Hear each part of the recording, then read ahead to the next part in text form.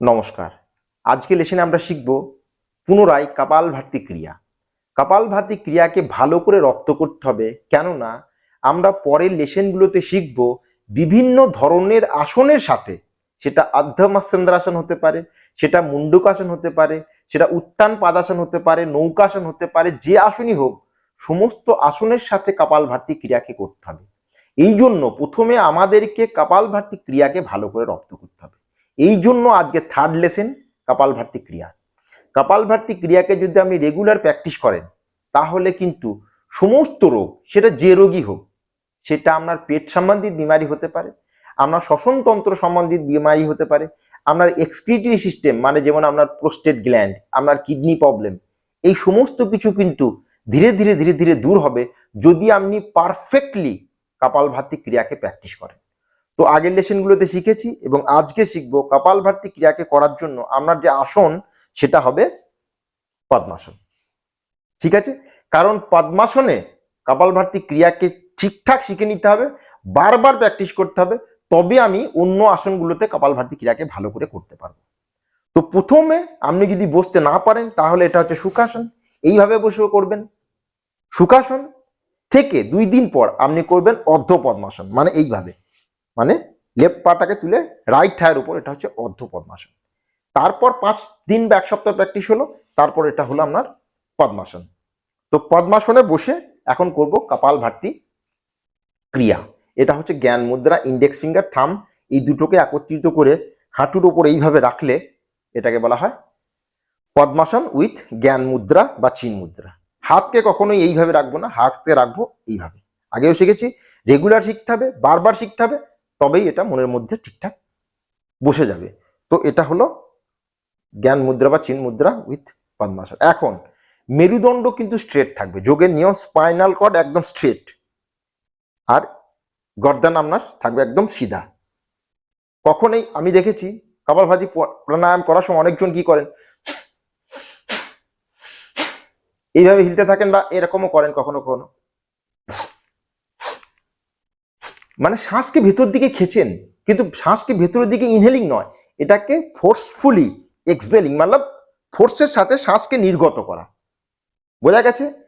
এটা হলো চিন মুদ্রা, মেরুদণ্ড স্ট্রেট, গর্দানকে এরকমও নয় বা এরকম নয়, ক্লিয়ার, একদম স্ট্রেট। এবং প্রত্যেক সেকেন্ডে একটা করে স্ট্রোক দিলে সেটা হচ্ছে ধীমি গতি, প্রত্যেক সেকেন্ডে 2টো করে স্ট্রোক দিলে সেটা হচ্ছে মধ্যম গতি, এবং প্রত্যেক সেকেন্ডে 3টে করে স্ট্রোক দিলে সেটা হচ্ছে উচ্চ গতি।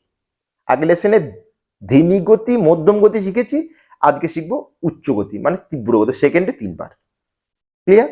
এরপর মেরুদণ্ডকে স্ট্রেট রেখে ধাক্কা দিয়ে পেটটাকে ভেতর দিয়ে নিয়ে যাব এবং একই সাথে শ্বাসটাকে ফোর্সের সাথে ছেড়ে দেবো, মানে শ্বাসটা ছাড়া আর পেটটাকে ভেতর দিয়ে ধাক্কা দেওয়া, দুটো একই সাথে হবে, ক্লিয়ার।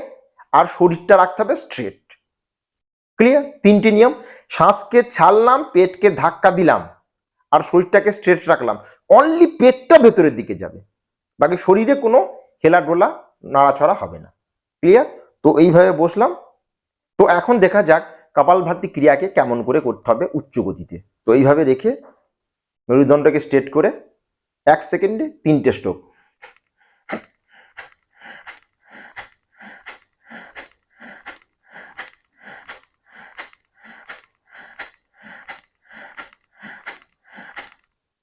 আপনাকে প্রথম 30টা স্ট্রোক লাগাতে হবে, তারপরে ফির কিছুটা রেস্ট, মানে কিছু শ্বাস প্রশ্বাস নেবেন, মানে ধীরে ধীরে শ্বাস নেবেন এবং ধীরে ধীরে শ্বাসকে ছাড়বেন, ফির 30টা স্ট্রোক, মানে 30টা স্ট্রোক। বোঝা গেছে? তো সম্পূর্ণ 90টা স্ট্রোক আপনাকে দিতে হবে। আপনি যদি 90 স্ট্রোক দেন তীব্র গতিতে, তাহলে দেখবেন আপনার পেটের যে মাসেলস বা যে ইন্টারনাল অর্গানগুলো, এটাতে কি হবে, একটা গতি শক্তি সৃষ্টি হবে, মানে গতির সৃষ্টি হবে। আর যোগে আমি বলেছি যেখানে গতি সেখানেই শক্তি, আর যেখানে শক্তি সেখানে সমস্ত রোগের মুক্তি, সেটা যে রোগই হোক। সেজন্য আপনাকে কপালভাতি ক্রিয়াকে সম্পূর্ণরূপে বিধিপূর্বক শিখতে হবে, এবং পরে বাকি আসনের সাথে এই কপালভাতি ক্রিয়াকে করব, তাহলে আপনার ডায়াবেটিস, আপনার প্রোস্টেট গ্ল্যান্ড সম্বন্ধিত বিমারি, আপনার যে পেট সম্বন্ধিত ইনডাইজেশন, ব্লোটিং, গ্যাস, এই সমস্ত প্রবলেম ধীরে ধীরে শেষ হয়ে যাবে। আপনার মাইন্ড মানে কি বলবো, মেমোরি পাওয়ার বাড়তে থাকবে। আমরা যে রাতে শুতে গিয়ে ঘুমের অসুবিধা, এই সমস্ত কিছু কিওর হয়ে যাবে শুধু আপনাকে রেগুলার 3 থেকে 5 মিনিট কপালভাতি ক্রিয়াকে ধীমি গতি, মধ্যম গতি এবং উচ্চ গতি, এই 3টে গতিতেই আপনাকে রেগুলার প্র্যাকটিস করতে হবে। তো এখন আর একবার দেখা যাক চিন মুদ্রা, মেরুদণ্ড স্ট্রেট এবং পদ্মাসন এবং উচ্চ গতিতে।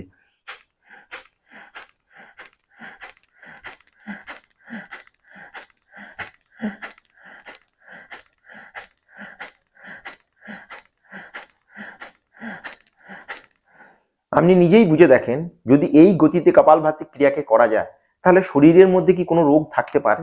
কোনো রোগই থাকবে না। শুধু সত্য একটাই, রেগুলার এই ক্রিয়াকে প্র্যাকটিস করতে হবে। তো আজকে এইটুকুই। Thank you, take care, good bye এবং স্টে হেলদি। নমস্কার।